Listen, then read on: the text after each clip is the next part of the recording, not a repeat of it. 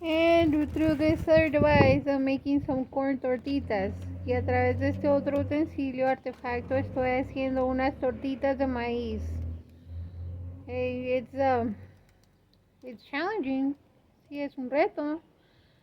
Or not necessarily a challenge, no necesariamente un reto. It's doing what possible, including through the toughest times. Es hacer lo posible incluso a través de etapas tan difíciles. We've had it tougher, including without these artifacts. Hemos sufrido mucho, aún etapas que no teníamos tales artefactos. There were times when we did not have a way of making such either. Hubo etapas donde tampoco podíamos hacer tales artefactos.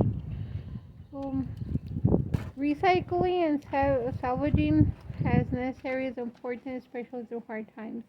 El reciclar y el salvar cuanto material y artículos como sea posible es importante, especialmente a través de tiempos de tanta necesidad y dificultad.